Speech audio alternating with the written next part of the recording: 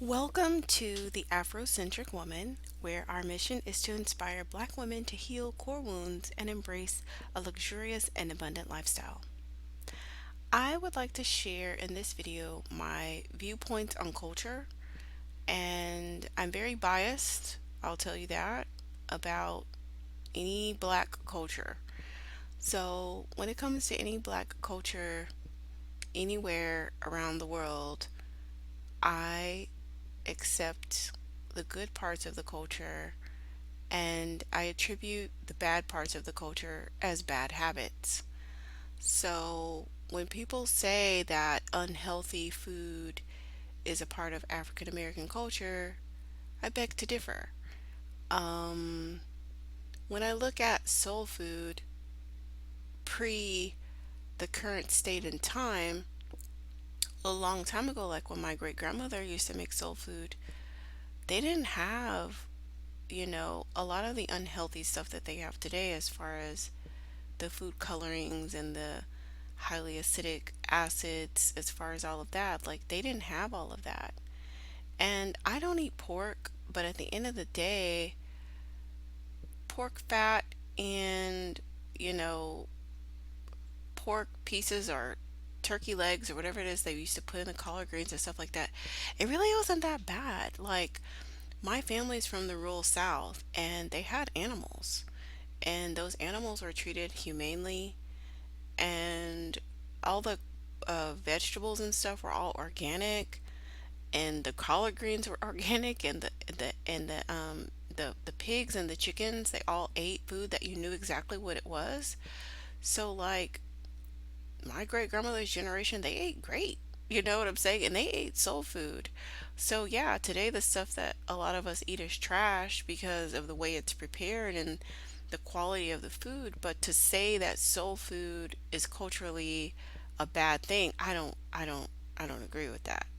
And when I look at like what I consider soul food, because I'm like mostly vegetarian and I don't eat pork and stuff like that. So like my definition of soul food is food that feeds the soul. If it's food from the sun. So I don't agree with that. I don't think gangster rap is a part of our culture. So we look at that time frame back when like an NWA, came on board, and how NWA came out and how they were sort of pushed into this realm of calling women outside of their name and talking about killing other black people and all this and that. There was a whole another vibe of hip hop happening at that exact same time, right? Where they weren't talking about that. And there are certain entities that I won't name who saw the destruction and the death and the pain, and they wanted to give that a platform. They wanted to put that on the radio. They wanted to put that on in the cassettes and the CDs and give that to the youth and promote it. So, you know, it's kind of like the bad trumped the good, and there are other people there's other entities a that had a vested interest in promoting black people killing and destroying themselves here in the United States. So to say that gangster rap is American culture, I beg to differ. I really do. So maladaptive coping strategies to poverty, I'm not going to claim that as culture. You know what I'm saying? I'm going to claim jazz. I'm going to claim the blues. I'm going to claim R&B. I'm going to claim the more positive things. And I will say the other things are more like negative bad habits. Years ago, probably in my mid 20s, I went through a leadership development program that was centered around a concept of rebraiding.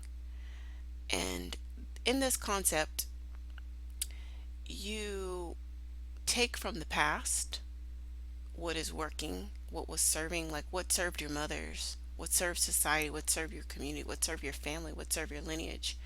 And you take that and you you get that's one part of the braid, and then you take who you are today, how you show up today, and then you also take in what are you creating for tomorrow, and you braid and weave all that together, right? The rebraiding concept. And so I don't believe, like, going forward on this channel, you're going to hear me critique culture, and you're going to hear me critique various aspects of black culture and just say, why don't you critique Asians? Why don't you critique people, white people? Why don't you critique, um, you know, Arabs and Muslims? Well, I mean, I really don't care about their communities. I mean, I'm not saying I don't care. I kind of am saying I don't care.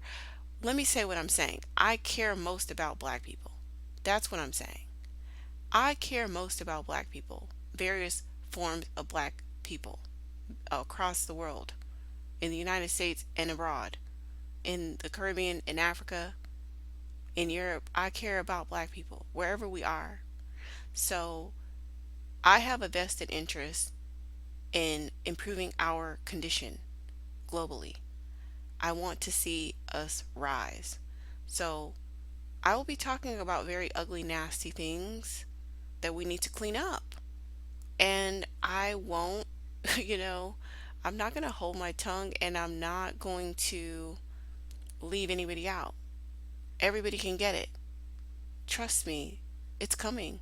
We're going to get all up and through African American community at some point in time on this channel. It's coming, because we need to clean up. We need to heal ourselves and stop the cycle of abuse for our children so that they can have a better life. I believe we need more empathy in the world. And if we can't control everybody, we can control ourselves. We can have more empathy for ourselves. And part of that empathy and compassion for ourselves is being willing to have something to defend.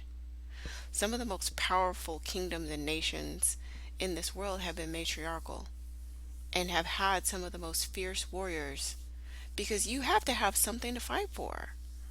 What's the point of fighting if you ain't got nothing to fight for?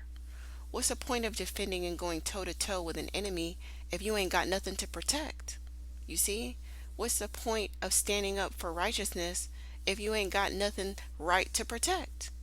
So, the empathy that we cultivate for ourselves and within ourselves and among ourselves is going to give us the strength that we need to push back on those actors who want to put us in oppress us and put us down and keep us as the bottom caste of every single country in this world.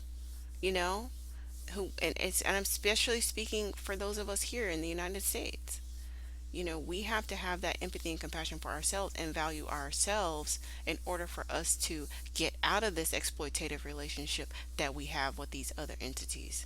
To get out, we're in an abusive relationship with these people. We are in an abusive relationship with these people as a collective.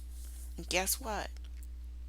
We're going to have to love ourselves, have compassion for ourselves, and be willing to do the work on ourselves, and that will give us the strength to stand up to them. I know it to be true. So, back to rebraiding. So, when it comes to culture, I may point out ugly stuff, from our culture. Like, I mean, I'll look at my own family lineage, and there's a bunch of dysfunctional shit that's not needed no more. There's a bunch of dysfunctionality and just trauma and drama and things that we say, oh, that's just the way black families are. Oh, no, don't have to be. Don't have to be. We can let that go. That's not serving us anymore. Who am I today and what am I building for tomorrow? And we rebraid that. And we create we create a new narrative for ourselves, a new reality for ourselves in this rebraiding concept. So I appreciate you listening, and I hope that I was able to spark some ideas and information for you. And please do, if you like this video, please like, comment. I'd love to hear your thoughts, and subscribe to our channel, The Afrocentric Woman. Thank you. I appreciate you.